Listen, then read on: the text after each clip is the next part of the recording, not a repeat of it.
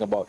We've got what we call the Dutch disease, for example, which is a proponent of mismanagement of sorts of oil. So if a country is going to depend on oil in terms of gaining revenue, then IMF, if they're funding and they're giving substantive provision, they'd have to be careful with IMF by virtue of what they call the extended credit facility record, which is an invocation of IMF Article 4 of their agreement, has laid down provisions under which Uganda would actually benefit and under what circumstances Uganda would actually entail to carry out substantive or proactive oil exploration without, going astray.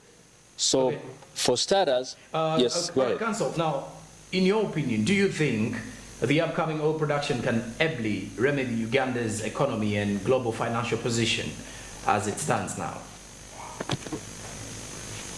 Absolutely. There's no doubt about that. There is no doubt. I mean, we're talking about gold now. We're talking about black gold. There is no doubt that they're granting the money is going to help us. And as I told you, this money has got strings attached in terms of transparency provision that will be required.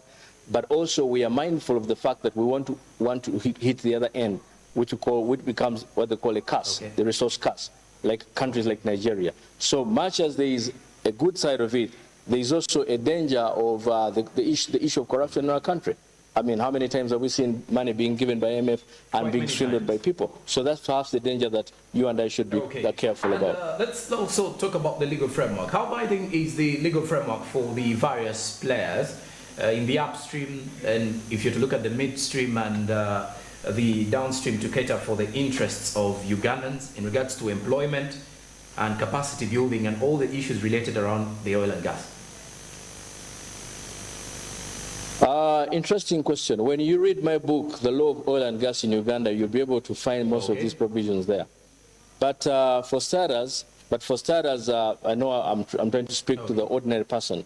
Uganda has got what they call a national oil and gas policy. And specifically, if you look at Section 7 and 8, it makes provisions for national, content in terms of the ordinary people to benefit. The idea is, how does the ordinary person get benefit out of this oil and gas, whatever activities are going to take place. We've got a number of laws that are in place, including legislations, SIs, that are, substantive enough to protect our interests. The question, however, is whether or not we have the goodwill to live to the letter and the spirit of the law. Perhaps that's the question that we should ask ourselves. And do you feel the country will be in position to maintain the right back of human rights and development, especially observed now with little or insignificant cases that are actually rotating around issues like land acquisition process and then the issue of compensation?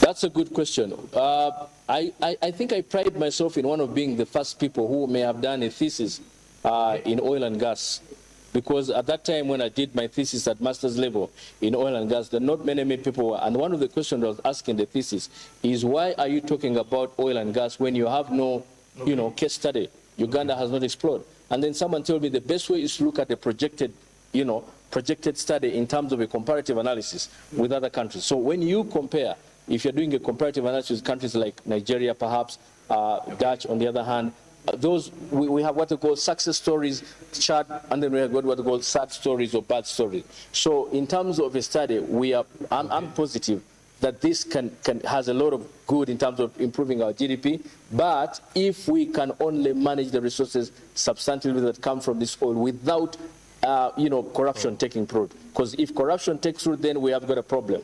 I know transparency, Ernst & Young has actually also given provisions in terms of what they call extractive industries transparency initiative programs that would help to guarantee fight against corruption. So some of those substantive provisions are there in the law, and the question is whether or not, as I said, whether we have the spirit to follow up this law in terms of engaging them and making them work for us, and not only stay in the books of law. And do you feel the country will be in a position to maintain the right track on human rights and development, especially based on how little and the mere fact that we have very few issues to do with the emphasis, for example, on a minimum wage?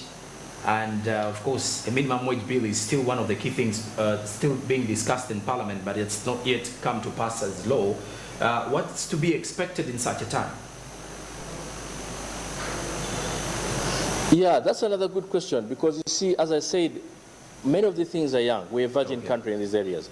So we have to learn again, as I said, from other jurisdictions that have done it before us.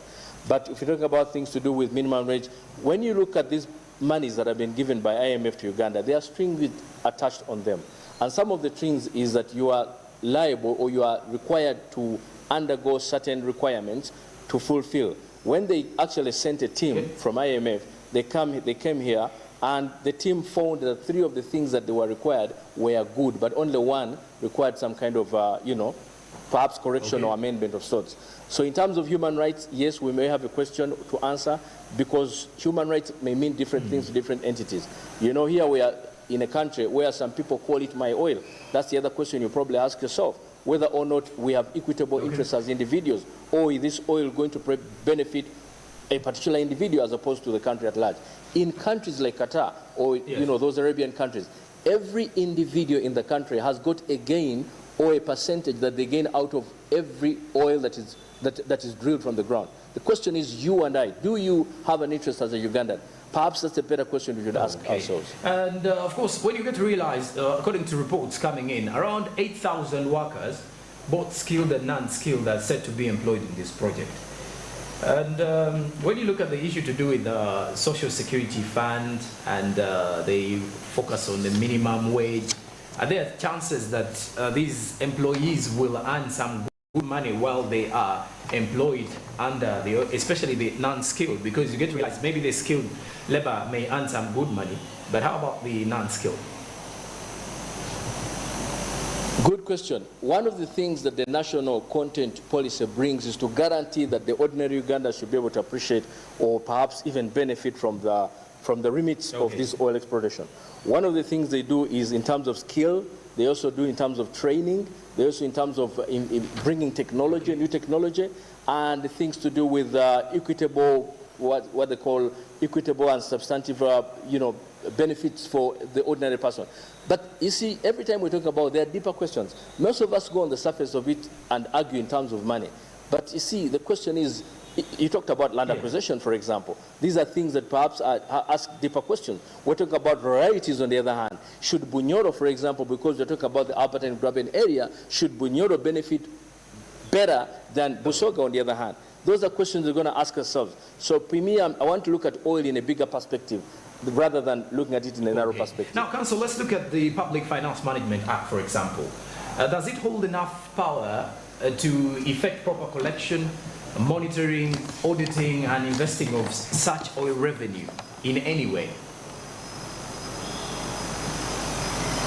Public Finance Act, its essence is basically to control budgetary reforms, predominantly. Everything that has to do with budgetary, whether or not we have got substantive monitoring positions, whether or not we have got substantive budgets, how are these budgets going to be run? How are they going to, do we have a substantive budget that can be able to sustain our country over a period of time? So this act basically is interested in terms of planning and in terms of creating what they call sustainable development programs that you and I can enjoy as an ordinary Ugandan. And can the African oil market attain independence from international consortium, OPEC, for example? Wow, that's a question that that's a billion-dollar question. Why? Because you are just young. Every now and then you're forgetting around who's going to drill the oil for you. You're still suing one another, taking yourself to court in London. You're still a baby. You don't even have, the knowledge. You are dependent upon either China or perhaps England. And then there are these arguments of my oil. So it's a whole puzzle, it's all maze. So you cannot begin arguing in terms of whether or not we can even go single-handed. I think the question is, we have to learn from these countries that have done the game before us, look at the strength, look at the beautiful things that they've done, and then look at the weaker sides of those so that we don't commit the same problems. So to me, I think that's what we should be looking at as a nation.